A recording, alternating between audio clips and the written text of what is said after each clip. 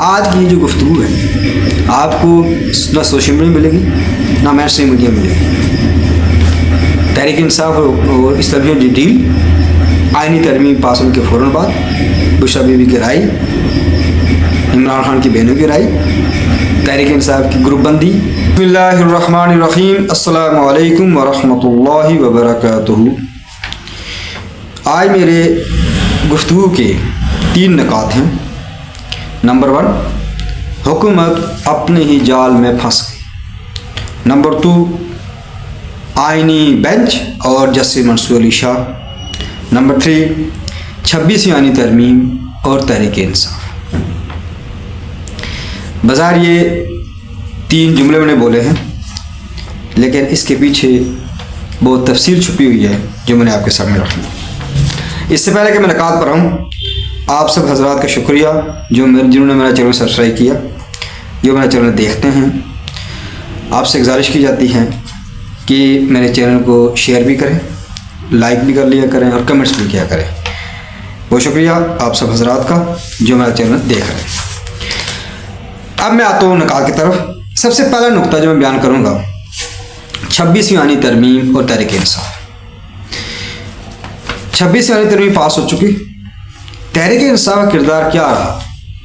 क्या तहरीक इंसाफ ने 26वीं आइनी तरमीम की मुखालफत की, या मुखालफत के नाम पर 26वीं आइनी तरमीम पास करवाने में किरदार अदा किया?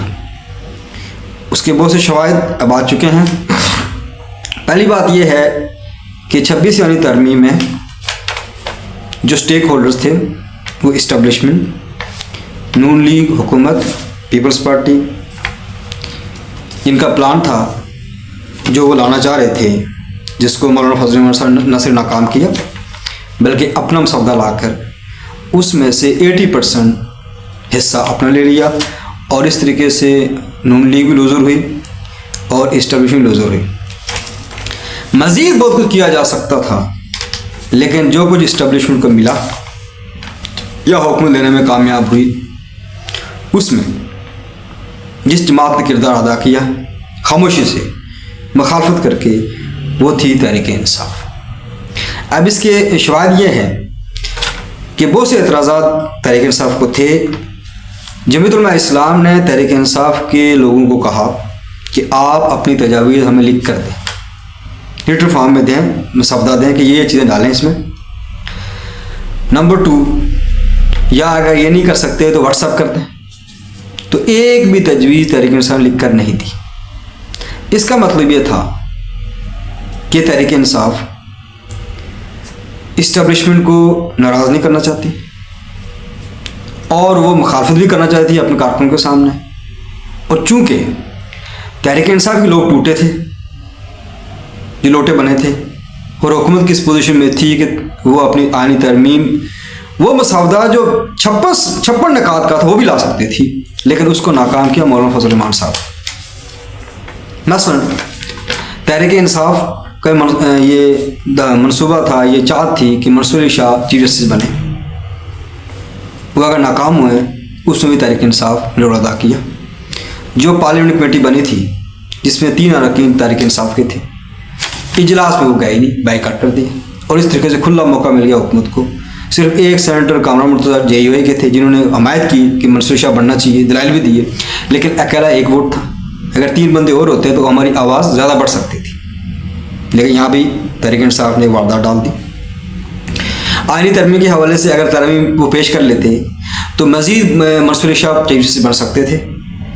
अब 5 अपनी पैनल हुकूमत लाना चाह रही थी अपनी तरमीम में, जिसको कम करके 3 पर लेकर आया मौलाना फजल उमर साहब। इस पर यह भी बात मौलाना फजल उमर साहब ने, पीपल्स पार्टी ने वादा किया था कि मंसूर शाह ही चीफ जस्टिस होंगे, लेकिन कमेटी में जाकर पीपल्स पार्टी के लोगों ने यही आफरीदी के हक़ में वोट डाल दिया। अब अगर तहरीक इंसाफ ये पेश होती, तजवीज़ लिख कर दे देती, तो ये बात ही मनवाई जा सकती थी, लेकिन तहरीक इंसाफ ने ऐसा नहीं किया। अभी मंसूर जो जुडिशल कमीशन बन रहा है आगे आइनी बेंच के हवाले से, उसमें भी तहरीक इंसाफ बैठ रही है। अब सवाल ये पैदा होता है कि ऐसे क्या शवाहिद मिले हैं कि जो तहरीक इंसाफ 16 का बनी। आईनी तरमीम इस्टब्लिश का मंसूबा था, प्लान था, उसमें से जो काले सांप के दांत तोड़ दिए, जहर ख़त्म कर दिया मौलाना फजल रहमान ने। इसके बावजूद कुछ ना कुछ कामयाबी तो इस्टब्लिश को मिली है। वो ये हो ही सकता था कि ज़ाहिर है सब बातें वो मौलाना की मानते, लेकिन उसमें कामयाबी मिली है। और उसके बाद आईनी तरमीम पास होने के बाद बुशरा बीवी रहा हो जाती, इमरान खान की बहनें रहा हो जाती, और यह सब डील का नतीजा था। इसका मतलब ये है कि इस्टेब्लिशमेंट और तहरीक की डील ये थी कि आपने बैर शोर शोबा करते रहना है, लेकिन आईनी तरमीम जो मौलाना फजल रहमान किरदार अदा कर रहा है, जो वो नाकाम हमें करना चाहता है, आपने कुछ नहीं ऐसा डाला कि चूँकि 80% वो हमें अपने सब मनवा चुका है। अब अगर आप भी साथ देंगे तो फिर तो हम ज़ीरो हो जाएंगे, ताकि हमारी भी इज्जत बची रहे। तो इज्जत बचाने के लिए तहरीक इंसाफ ने क्या किया, शोर शोबा किया और पार्लियामेंट में जाकर तकरीरें कर दी, और बाईकाट से ये हुआ कि ज़ाहिर है आईनी मुतफिका हो गई।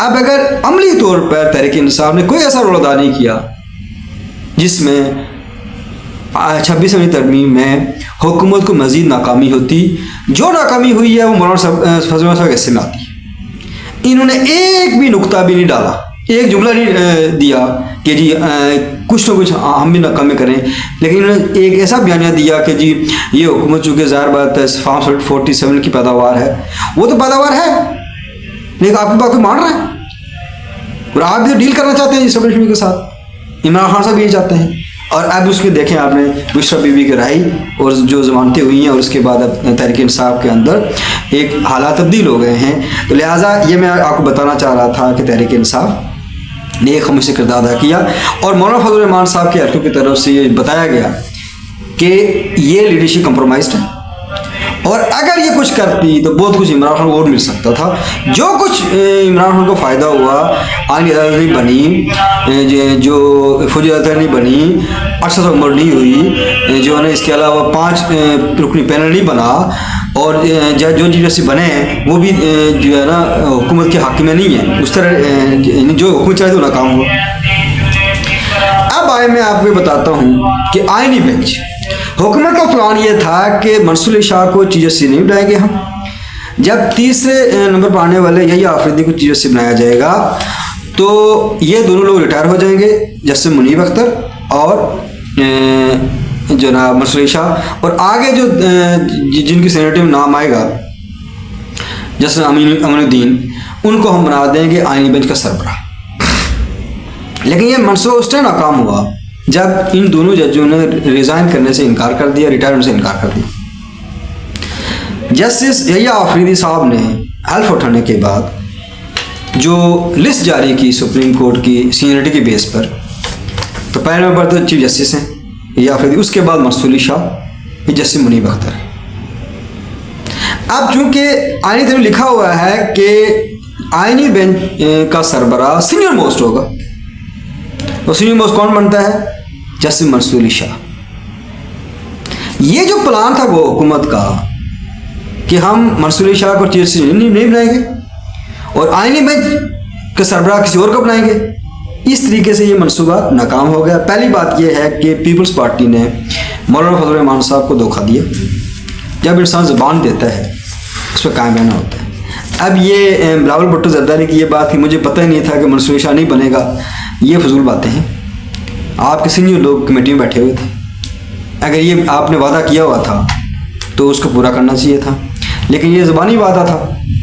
इस पर जमीयत इस्लाम ने एहतजाज तो नहीं किया, ना कर रहे हैं उन्होंने अखलाकी तौर पर, लेकिन अल्लाह के मनसूबे को और होते हैं। और अब मजबूर है हुकूमत senior most justice Mansoor Shah बनेगी, और जो जोशी कमीशन बन रहा है अब तहरीक साहब वहाँ जा रही है बैठेगी। आप सबको वही कर रहे हैं जो हुकूमत ने जो है ना बनाया आईनी तरमीम, एहतजाज जब बैनामा आपने किया। अमली तौर पर अगर हुकूमत को नाकामी का सामना करना पड़ा, वो जो काले नाकम सौदा जो ला रही थी गवर्नमेंट, उसको नाकाम करने में सिर्फ मौलाना फजल रहमान किरदार अदा की, और तहरीक इंसाफ की लीडरशिप अंदर खाने खुश है कि मौलाना साहब ने हमारा बहुत कुछ कर दिया। अब तहरीक इंसाफ क्या चाह रही थी कि जो कुछ भी गलत हो रहा है 1%, 2%, 5%, वो सिर्फ मौलाना करके दें, हमें कुछ ना करना पड़े, सीटें आपकी 80 हैं। तो बैकुल जो है ना सिर्फ मौलाना फजल अकेला करे। मौलाना साहब ने अपना काम भी किया कि मदारस की रजिस्ट्री की बात मनवा ली, सूद का बड़ा मसला जो है ना डेडलाइन ले ली। तो ये लिहाजा हुकूमत का जो एक प्लान था, जो जाल था कि मंसूर शाह को ना चीफ जस्टिस बनाना है, ना आईनी बेंच का सरबराह बनाना है, चूँकि वो रिटायर हो जाएंगे, नहीं बनाएंगे तो ना रिटायर हुए। और जो कल जो फुल बेंच बैठा है सुप्रीम कोर्ट का फुल कोर्ट, उसमें जो है ना basically Mansoor Shah video link से शामिल थे। लिहाजा अब हुकूमत परेशान है, हुकूमत परेशान, अब क्या करें। सीनियर मोस्ट के तहत तो जस्टिस मंसूर शाह लिस्ट के मुताबिक वही है, वो रिटायर तो हुए नहीं है, उनको बनाना पड़ेगा और वो हुक्म बनाना नहीं चाहते। इसके लिए खबरें अब मीटिंगें शुरू हो गई हैं। लाहौर में जो मुलाकात हुई बिलावल भुट्टो जरदारी साहब की और शहबाज शरीफ साहब प्राइम मिनिस्टर की, उसमें ये डिस्कस हुआ कि 27वीं आनी तरमीम लानी पड़ेगी ताकि ये जो कन्फ्यूजन है इसको दूर किया जाए और कोई ऐसी तरमीम करके दोबारा करके ताकि जस्टिस मंसूर शाह को आईनी बेंच का सरबराह ना लगाया जाए। इसके ये अभी खबर ही थी तो चिनियोट में मौलाना फजल रहमान ने ख़त्म कॉन्फ्रेंस से खिताब करते हुए बरबला इज़हार कर कि 27वीं आईनी तरमीम हम आपको लाने नहीं देंगे, किसी का बाप नहीं लगा सकते। अब अतादार साहब ने बयान दिया कि नहीं जी असल में हमने ऐसी बात कोई नहीं कर रहे, अभी कोई मनसूबा नहीं। ये नहीं, हुकूमत को जल्दी पड़ी हुई थी। अब आईनी बेंच के हवाले से जो तरमीम आई है उसमें बहुत सी कन्फ्यूजन है। तहरीक इंसाफ रोल अदा करती तो ये डिले हो सकता था, लेकिन तहरीक इंसाफ ने कोई रोल अदा नहीं किया।